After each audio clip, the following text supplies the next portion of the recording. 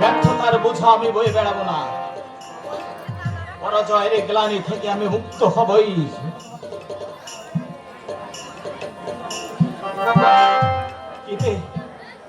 কিরে হতভাগী,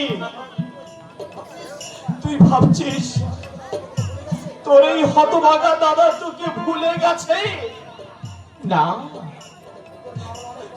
না না, তোকে আমি ভুলে যাইনি বোন।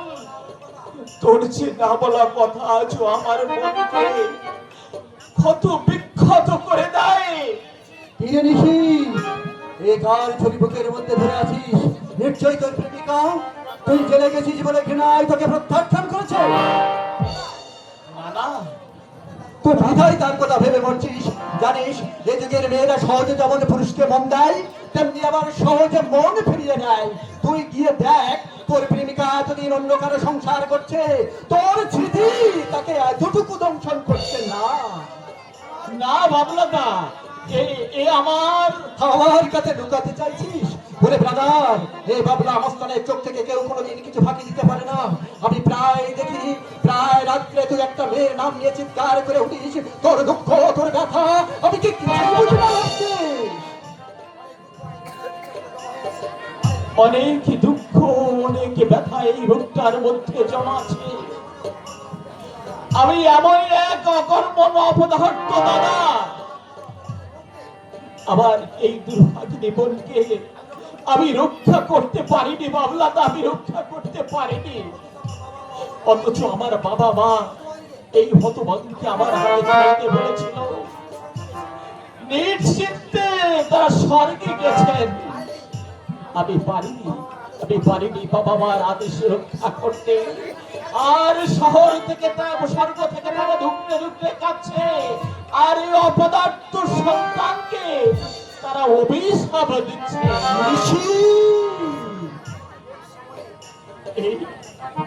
এই ছবিটা আমার হতভাগিনী বনশা বলে।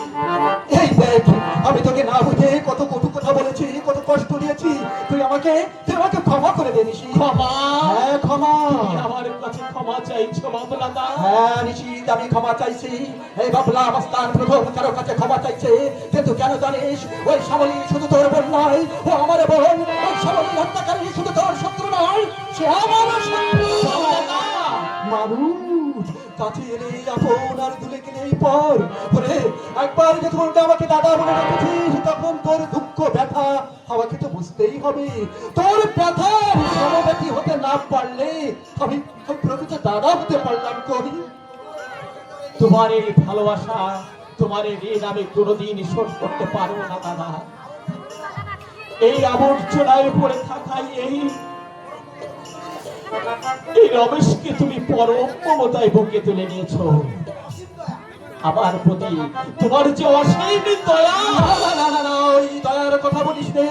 আরে দয়া করা কি আমার সাজেই না? আমি দয়া করতে পারি। তোকে তোকে আমার খুব ভালো লেগেছে, তাই ভাবি ছেড়ে তোকে আমি বুকে তুলে নিয়েছি। তুমি বাইরের কঠোরতা দিয়ে ভিতরের কোমলতাকে আজ আমি উঠে ফেলতে পারিনি রে নিশিত।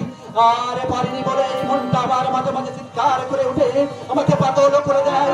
জানিস নিশিত, ভদ্র পরিবেশে ফেলে আমিও সমাজের ৮-১০টা ভদ্র সন্তানের মতো জীবন কাটাতে পারতাম, কিন্তু কিন্তু সে ইচ্ছা আমার পূরণ হলো না। এর জন্য তাই আমার গর্ভধারিণী মা মানয় ও রাক্ষসী আবার তার দেহের জৈবিক ক্ষমতা চরিতার্থ করতেই সে আমাকে নিয়ে এসেছিল এই মাটির পৃথিবীতে, কিন্তু দেয়নি আমার জন্ম পরিচয়। ওই শয়তানি একটিবারও ভেবে দেখেনি তার কলঙ্কের কালি আমার আমার সাদা গায়ে ছিটিয়ে দেবে। বাবলাদা, ছোটবেলা থেকে অনাথ আশ্রমে মানুষ হয়েছি, তখন মনে হতো এই আশ্রম ছেড়ে বাইরে বের হতে পারলে একটা আলোর পৃথিবী আমাকে কিনে নেবে। কিন্তু তাই একদিন রাতের অন্ধকারে আমি ওই আশ্রমের পাঁচিল টপকে পালিয়ে এলাম।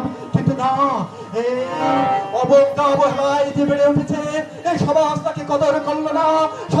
সবাই আমার মুখের পরে ছুটিয়ে দিল ঘৃণার নিষ্ঠাবান। সেই থেকে